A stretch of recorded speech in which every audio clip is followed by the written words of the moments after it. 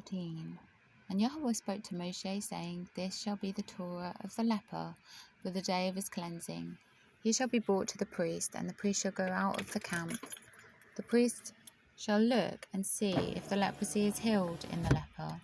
Then the priest shall command, and he shall take for him who is to be cleansed 2 live and clean birds of cedar wood, and scarlet and hyssop. And the priest shall command, and he shall slay one of the birds in an earthen vessel over running water. Let him take the live bird, and the cedar wood, and the scarlet, and the hyssop, and dip them, and the live bird, in the blood of the bird that was slain over the running water. And he shall sprinkle it 7 times on him who is to be cleansed from the leprosy, and shall pronounce him clean, and shall let the live bird loose in the open field. And he who is to be cleansed shall wash his garments, and shall shave off all his hair, and wash himself in water, and shall be clean. Then after that he comes into the camp, but shall stay outside his tent 7 days. And on the 7th day it shall be that he shaves all the hair off his head, and his beard, and his eyebrows, even all his hair he shaves off. And he shall wash his garments, and wash his body in water, and shall be clean. And on the 8th day he takes 2 male lambs, perfect ones, and 1 ewe lamb, a year old, a perfect one, and 3/10 of an ephah of fine flour, mixed with oil as a grain offering, and 1 log of oil. And the priest who is cleansing shall present the man who is to be cleansed with these offerings before Yahweh at the door of the tent of appointment. And the priest shall take 1 male lamb, and bring it as a guilt offering, and the log of oil, and wave them as a wave offering before Yahweh. And he shall slay the lamb in the place where he slays the sin offering and the ascending offering, in a set-apart place. For the guilt offering, like the sin offering, belongs to the priest. It is most set apart. And the priest shall take some of the blood of the guilt offering, and the priest shall put it on the tip of the right ear of him who is to be cleansed, and on the thumb of his right hand, and on the big toe of his right foot. And the priest shall take some of the log of oil, and pour it into the palm of his own left hand. And the priest shall dip his right finger in the oil that is in his left hand, and shall sprinkle some of the oil with his finger 7 times before Yahweh.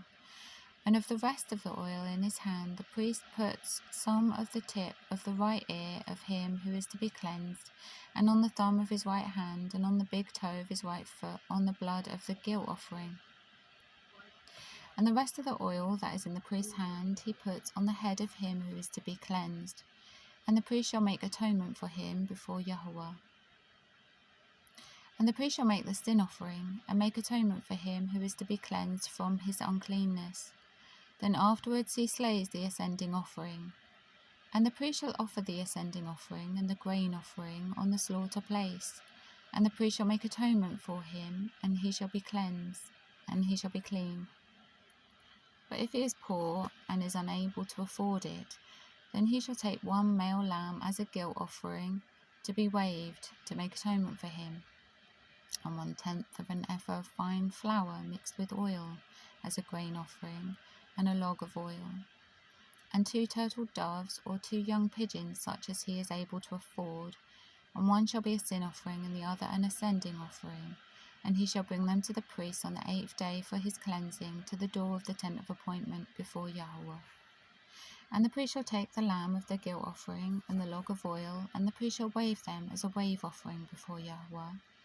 And he shall slay the lamb of the guilt offering, and the priest shall take some of the blood of the guilt offering, and put it on the tip of the right ear of him who is to be cleansed, and on the thumb of his right hand, and on the big toe of his right foot. Then the priest pours some of the oil into the palm of his own left hand, and the priest shall sprinkle with his right finger some of the oil that is in his left hand 7 times before Yahweh. And the priest shall put some of the oil that is in his hand on the tip of the right ear of him who is to be cleansed, and on the thumb of the right hand, and on the big toe of his right foot, on the place of the blood of the guilt offering. And the rest of the oil that is in the priest's hand he puts on the head of him who is to be cleansed, to make atonement for him before Yahweh.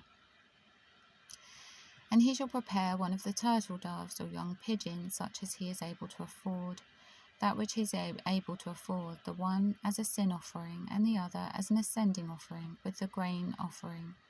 And the priest shall make atonement for him who is to be cleansed before Yahweh. This is the Torah for one who had an infection of leprosy, who is unable to afford for his cleansing. And Yahweh spoke to Moshe and to Aharon, saying, When you come into the land of Canaan, which I am giving you as a possession, and I put a plague of leprosy in a house in the land of your possession, then shall the one who owns the house come and inform the priest, saying, It seems to me that there is some plague in the house. And the priest shall command, and they shall empty the house before the priest goes in to look at the plague, so that all that is in the house is not made unclean. And after that the priest goes in to look at the house, and he shall look at the plague and see. If the plague is on the walls of the house, with sunken places, greenish or reddish, which appear to be deep in the wall, then the priest shall go out of the house to the door of the house, and shut up the house 7 days. And the priest shall come again on the 7th day, and look and see, if the plague is spread on the walls of the house. Then the priest shall command, and they shall remove the stones with the plague in them, and they shall throw them outside the city into an unclean place, while he lets the house be scraped inside, all around, and the dust that they scrape off, they shall pour out in an unclean place outside the city. And they shall take other stones and put them in the place of those stones, and take other mortar and plaster the house. And if the plague comes back and breaks out in the house after he has removed the stones, after he has scraped the house, and after it is plastered, then the priest shall come and look and see if the plague has spread in the house. It is an active leprosy in the house. It is unclean. And he shall break down the house, its stones, its timbers, and all the plaster of the house, and he shall bring them outside the city to an unclean place. And he who goes into the house all the days while it is shut up becomes unclean until evening. And he who lies down in the house has to wash his garments, and he who eats in the house has to wash his garments. However, if the priest indeed comes in and looks at it and sees that the plague has not spread in the house after the house was plastered, that the priest shall pronounce the house clean, because the plague is healed. And to cleanse the house he shall take 2 birds, and cedar wood, and scarlet, and hyssop, and he shall slay one of the birds on the earthen vessel over running water. And he shall take the cedar wood, and the hyssop, and the scarlet, and the live bird, and dip them in the blood of the slain bird, and in the running water shall sprinkle the house 7 times.